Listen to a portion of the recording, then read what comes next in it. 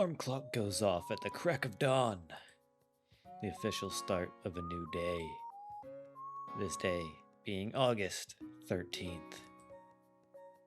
The married couple groggily get up from their bed. Wife, ugh, it's too early. The pigs and chickens won't be happy if you make them wait for breakfast, says the farmer. Fine. The farmer got dressed while admiring the family portrait, as he did every morning. It always made his heart warm to see his family together. Him, his wife, their son, and their daughter. Morning, the red-headed girl yawned, sleepily. Morning, Daddy. The boy grunted in reply. His sister was better at mornings.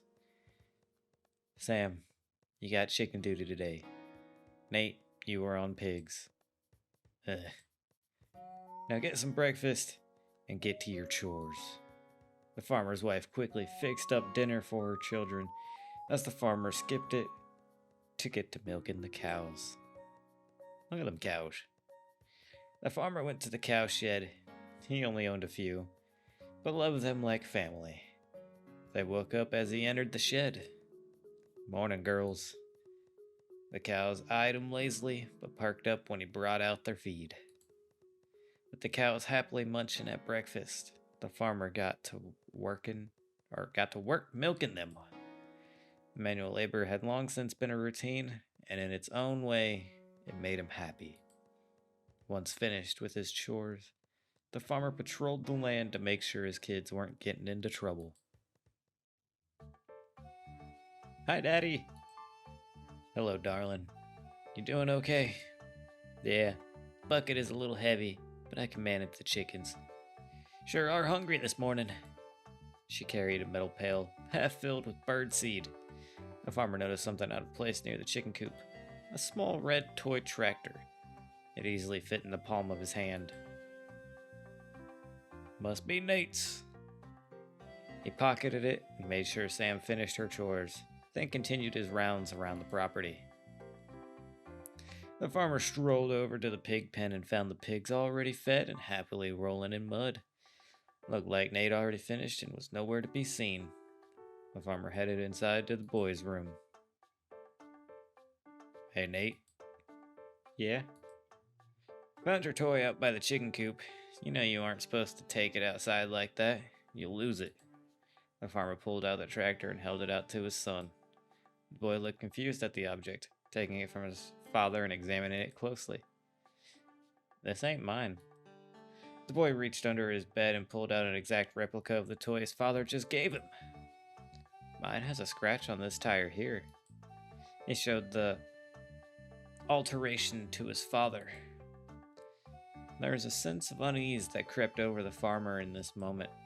A sense that he may have forgotten something important, like a cold stiffness enveloping his body.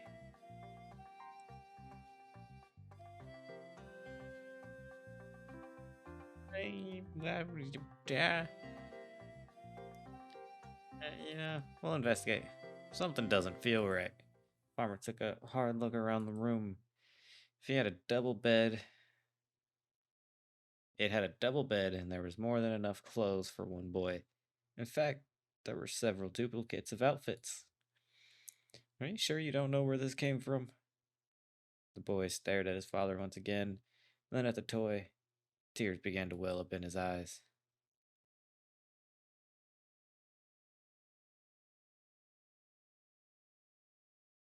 Something doesn't feel right. The boy didn't answer, looking almost afraid. The farmer started going through the boy's clothes and toys. He found that the boy seemed to have a duplicate of just about everything. Every toy and garment had a match. He noticed that on the boy's Sunday best, his mother had embroidered his name on it. Seemed a silly thing to do. There was a gnawing at the farmer's stomach. He turned his attention to the dress shirt's duplicate and slowly reached for it. He read the embroidered name on the duplicate dress shirt. Andrew. Nate, who is Andrew? There was a look of confusion on the boy's face. It twisted with pain as he suddenly got up and ran out of the room. The farmer let him go. The farmer took a bit of time to try and mull things over, stunned by this inexplicable feeling. He wandered the property, doing odd jobs mindlessly. It felt as if he roamed about like a zombie from task to task the entire day, skipping lunch. By the time his wife hollered at him from the house, he couldn't be sure how long he had zoned out for. By the setting sun, must have been most of the day. Oh. In the kitchen, the family was already gathered and seated at the table. I could stop hitting the wrong button. There was an extra empty chair at the table. It had always been there, but its presence felt off to the farmer. His wife set everyone's places at the table. She had made them a nice home-cooked dinner. Well, go ahead and say grace, dear. Huh? Oh, right. The farmer tried to shrug off his stupor and enjoyed the meal. The evening activities unfolded as normal. Before long, it was time to go to bed, to get back up tomorrow and do it all again. The alarm clock goes off at the crack of dawn. The official start of a new day. This day being August 14th. The farmer got dressed while admiring the family portrait, as he did every morning. It always made his heart warm to see his family together. Him, his wife, and their daughter.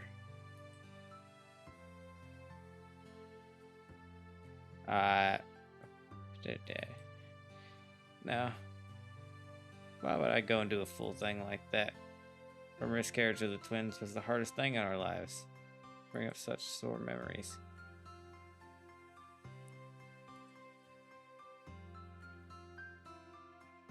I mean, I guess we can go do, through that. The morning was the usual. The three got up. They ate breakfast together. The farmer milked the cows, his wife fed the hogs, and Sam tended to chickens. But there was a gnawing at the farmer's stomach today. Something just felt off. When he sat down to milk the cows, he groaned in pain as something in his back pocket jabbed him. He retrieved whatever it was. This was one of the boys'. Why was it in my back pocket, though? Did Sam? No, that doesn't make no sense. We'll go do it now. The farmer left the cowshed cows unmilked. He quickly got over to the chicken coop where Sam was nowhere to be found. The farmer looked around and saw Sam leaving the house and coming his way. She looked surprised to see him there. Oh, finished with the cows already? Not quite, but I wanted to ask if you know anything about this. The farmer held out the toy tractor. Sam looked at the toy for a moment, her eyebrows furrowing. What is that? Found it in my back pocket this morning. You know anything about that? Sam's eyebrows tensed at the allegation. No. Yeah, I didn't figure you would, but I don't remember putting it there either. Sam was silent for a moment. Don't worry about it, darling. I'm sure it's nothing. I'll let you get back to it.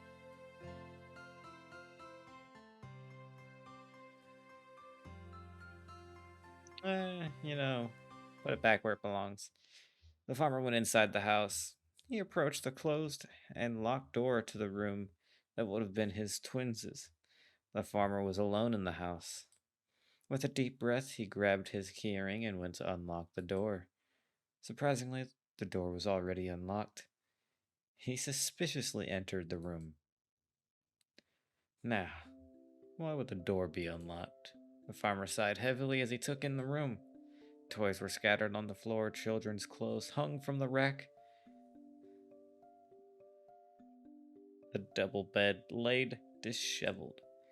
Looks like whoever was in here trashed the room. The farmer's eyebrows furrowed. Sam wouldn't be interested in these boys' toys, would she? Why would she come in here like this? Why would she trash the room? Maybe it was my wife. But why? Was she looking for something? I'll need to ask them about the room tonight. Not a conversation I'm looking forward to, though. His mind shifted topics as he looked around the room, forced to deal with memories he would like to forget. What was I thinking? Why didn't I build a crib? What was our plan with this bed for 2 babies? The farmer noticed a tear rolling down his cheek. I'm an idiot. We bought all these clothes long before the boys would even need them. And Sam's old baby clothes are still in the box somewhere. The farmer opened the toy chest and put the tractor back in, then spent a couple of minutes cleaning up the rest of the room. The farmer leaves the room, his head rattled. Much like yesterday, the farmer felt zoned out for the majority of the rest of the day, stewing on his thoughts. Something just felt wrong. At one point, the farmer found himself at the old maple tree. The tire swing swayed lightly in the breeze. Laying in the dirt below, he noticed something shining and picked it up. Sam's, looks like. I'll give it back to her tonight. The farmer pocketed it. But before long, the sun was starting to set. With the daily chores done and the sun starting to go down, it is time to reconvene inside the house and eat supper. Sitting at the table, the thoughts of the twins' room swirls in his mind. And then the ball came flying right towards me. I had to run and dive for it, but I caught it. Sam regaled her parents with a tale of her last softball game. His wife sat smiling warmly at their daughter, listening intently. We have a future major league player at the table. Wouldn't you say, dear? Oh yeah, definitely. He looked at his family, smiling brightly. He didn't want to ruin the moment by bringing up something painful. He resigned himself to ask them about the room tomorrow. Sam's pen slipped his mind during dinner, leaving it stashed in his pocket for tomorrow. The alarm clock goes off at the crack of dawn, the official start of a new day. This day being August 15th. The farmer got dressed while admiring the family portrait, as he did every morning. It always made his heart warm to see him and his wife standing side by side. The seemingly happily married couple ate breakfast together, making small talk about the weather and crops, but it was all meaningless conversation. The moments of silence were straining. Of course, taking care of a farmstead is a job too big for 2 people. But fate has been especially cruel to us. The farmer gritted his teeth. Sam didn't deserve what happened to her. No child does. A freak accident? More like God smiting us for some reason. And if losing one child isn't bad enough, the miscarriage 6 years ago. 3 children in total. That's when I stopped believing. Or maybe he just hates us. Honey? The farmer snapped out of his thoughts and looked up at his wife, who wore a concerned expression. He realized he was gripping his fork hard enough to start bending it. He dropped the utensil on the table. It's nothing. Don't worry. She didn't say anything. After finishing breakfast, it was time to take on their large task load of chores to keep the farm running. As the farmer moved to do his daily routine with the cows, he noticed something amiss in the breast pocket of his overalls. He fished around and pulled out the unfamiliar object. Huh? Where did this come from? It looks like the one we got for Sam on her 11th birthday. The farmer knows he hasn't been in her room for a couple of months at least. And let's investigate. The farmer slowly, solemnly walked back towards the house. He glanced at the side of the house and saw his wife at the herb garden, pulling weeds with her garden trowel like usual. She didn't seem to notice him. The farmer came to Sam's door.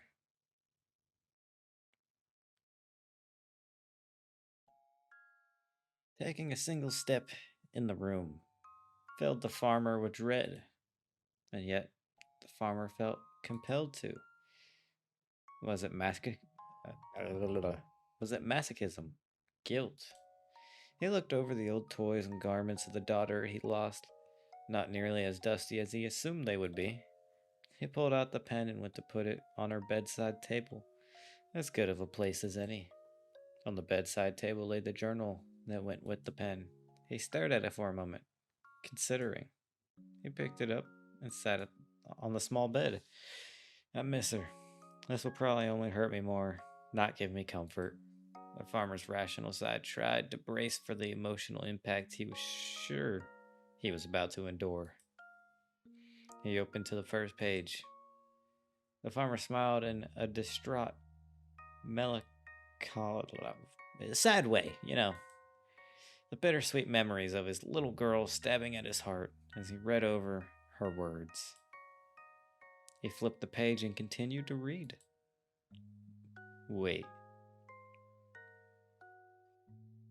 I got this for her this spring. The miscarriage happened years ago. Is this some kind of fantasy? Her imagining what her brothers would have been like? Did she not understand our talk about losing the babies? I suppose she was only 5 or so when it happened. Seems far-fetched for an 11-year-old to have this kind of an imagination. Worrying, even. With a bit of dread and a bit of intrigue, the farmer turned to the next page. More minor thoughts from a child, nothing particularly of note, until he stopped on one that looked out of place. What the hell? This date is after the accident. Let's actually read it. I swear I just saw something in the corn out my window. Something pale, like an albino or something. But there shouldn't be any coyotes or nothing out here. Haven't been for years. Hadn't. But just stuck the cotton in my ears to ignore my brothers bouncing around next door. Get some shut-eye that I saw it. It's dark out, but I know I saw something. Did she mislabel it? Did she mean June? The farmer flipped back and looked at the surrounding entries. All the dates lined up chronologically. There were multiple entries after the accident. Is this some cruel joke? The farmer examined the handwriting. It was not his wife's, though. He had no idea why she would make false entries to begin with. Any explanation except ghostwriting escaped him. He closed the journal, feeling sick to his stomach and unsure of what to think. Was this a nightmare? Thinking about the situation gave him a headache. The farmer felt lightheaded as he put the book back on the bedside table. He noticed a small jar of cotton balls, apparently what Sam used as earplugs. The farmer grabbed a couple, not entirely sure why. As he stood, he noticed his hands were trembling. Maybe some good old-fashioned manual labor will calm my nerves. The farmer knew he was lying to himself, but what else could he do?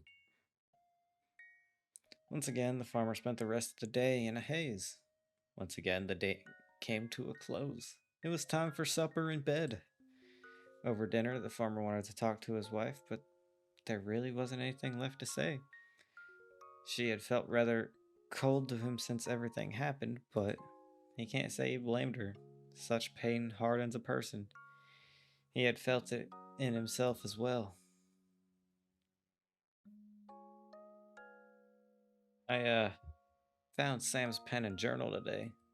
His wife's normal warm smile fell from her face. She looked back at him sternly, coldly even.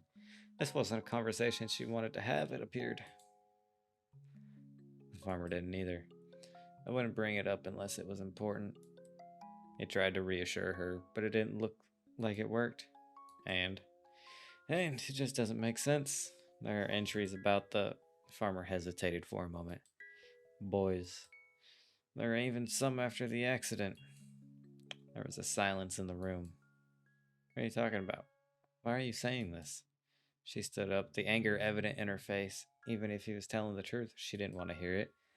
Before the farmer can form a coherent thought, she stormed off, slamming the door on the way out. The farmer sat there stunned for a moment. Before he could chase after her, he heard the truck engine start. He went to the window to see the truck pull off down the driveway. I guess I'll have to deal with that in the morning now, too. He went to bed alone, dreading the morning. The alarm clock goes off at the crack of dawn, the official start of a new day. This day being August 16th. The farmer got dressed while cursing his life. No family, not anymore. The ex-wife he hates up left him. Took all the kids with her, too. The farm was never meant to be run by a single person. He must work day in and day out just to keep the thing running by himself. He resentfully got to work. After milking cows and heading to the kitchen coop, Farmer saw something laying in the dirt near the house. He went over and picked it up. Huh, she must have forgotten it when she left. Good riddance. The farmer tossed the trowel to the ground dismissively. He looked up at the driveway where he remembered her driving off with the truck and the kids in the back seat. Except the truck was still there, and it was parked at an odd angle. Not with the tailgate towards the house like normal, but turned around, as if someone drove up to the house and immediately got out. He went over out of pure curiosity to check it out. The driver's side door was unlatched. He opened the door to investigate. The truck's cabin was empty, but there were several bottles of wine and a crate on the passenger seat. The farmer certainly didn't remember buying that.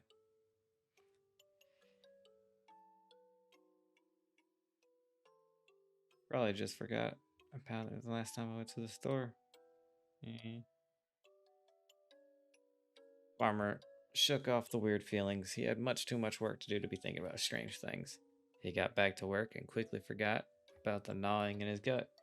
Another uneventful and unfulfilling day passed. The alarm clock goes off at the crack of dawn, the official start of a new day. This day being August 17th. However, the alarm doesn't stop going off. No one was there to stop it. All of the animals wait for hours, then days, for their handlers to feed them. Yet no one came. To a passerby, it would look as if someone just up and abandoned their whole life one day, just got in the car and drove away from everything they owned. Except the car was still there. It took months for the police to finally notice there was an abandoned farmhouse with a bunch of dead livestock rotting in their pens. It got chalked up to some kind of illegal activity in the papers. They were clueless to the real reason. If only they had looked for more clues.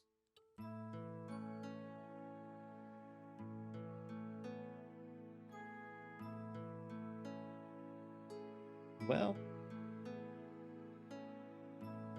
this was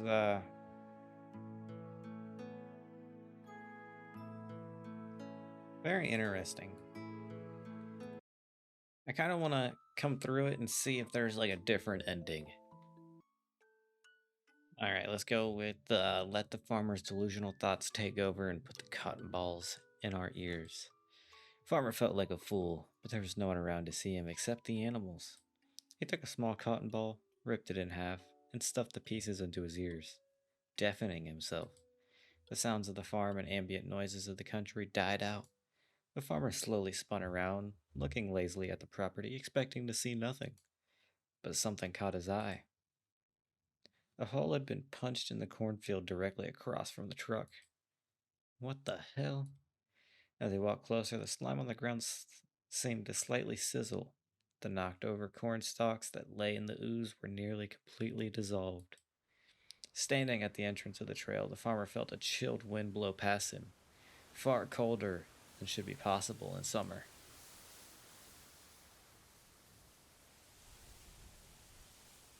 We're just gonna quickly go ahead and save and do this. Farmer carefully walked forward, swallowing the lump in his throat. He made sure to slowly proceed, avoiding the acidic ooze. The trail curved right into a small clearing in the middle of the cornfield. The sky seemed to suddenly darken to night, and bright stars appeared overhead. In the center of the clearing lay a massive, pure white mound of flesh. The farmer's gasp of shock was enough to arouse the thing. Hundreds of eyes all over its body popped open and spotted him. The mound shifted awake. The farmer was simply too shocked and fearful to run. His legs buckled up and he crumpled to the ground as this creature slithered up to him. In one fatal chomp, he joined his family. The farmer learned somewhat what was going on the past few days and why everything had felt so weird, but it cost him his life. Maybe he would have been better off just running away. And that's where we come in and load. And we drive away. The farmer succumbed to panic. He wasn't sure what was happening, but whatever it was, he wanted out. He jumped in the truck and drove to the nearest town. Tried to explain to the police he wasn't really sure what to tell them. He had no answers. They sent a squad car out, but just found a farm with no one home. The animals seemed fine and healthy. Nothing out of the ordinary. The farmer is too shocked to go back. He spent a night at a hotel. He feared for the animals, but couldn't bring himself to go back to the farm. He ended up phoning some distant family member, letting them know about the farm and asking if they would be willing to take care of the animals. He never ended up going back, instead, opting to move away, somewhere far. Or he could try to forget the house, the family he used to have. He tried to keep up on the local paper from the town near the farm, seeing if any news came out. Nothing materialized. The only ones of relevance were every few years. There was a story about a house in the country that the police found abandoned. The former owners always vanished. The house became a local legend. A legend he was glad to not be a part of. He thought about reconnecting with his ex wife, the kids, but had a feeling deep in his stomach that he knows, even if he looked, he would never find them. Perhaps it was better to assume they were happy and alive, just far away, instead of the alternative. He got to live out the rest of his life in solitude, while thinking about that short week of time, the ooze he never ended up getting an answer. He died, wondering what really happened, and what could have been. I think that is all of the outcomes that I've been able to get. It's a really interesting game. I like it. You know, it's a bit short.